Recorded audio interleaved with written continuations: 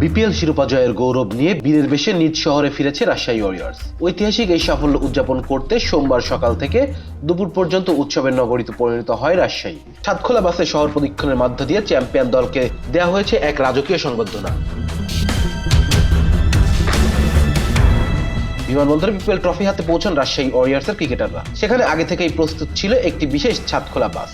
অধিনায়ক নাজমুল হোসেন শান্ত, মুশফিকুর রহিম সহ দলের সদস্যরা বাসে ওঠার পরপরই শুরু হয় বর্ণাঢ্য বিজয় যাত্রা। পুলিশের নিরাপত্তা বেষ্টনী বিমানবন্দরের সড়ক থেকে শুরু হওয়া এই বহরে যুক্ত হন হাজার হাজার ক্রিকেট প্রেমী।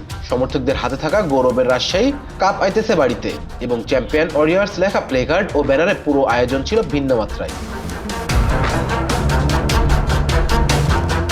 বাদ্যযন্ত্রের তালে তালে বাসের উপরেই খেলোয়াড়দের উল্লাস করতে দেখা যায়। মাঝে মধ্যেই শান্ত ও মুশফিক ট্রফি উঁচিয়ে ধরলে চারপাশ থেকে আকাশচুম্বী জয়ের ধ্বনি উঠে আসে। বাসের সামনে পুরোটা সময় উপস্থিত ছিলেন দলের মালিক নাবিল গ্রুপের শীর্ষ কর্মকর্তারা।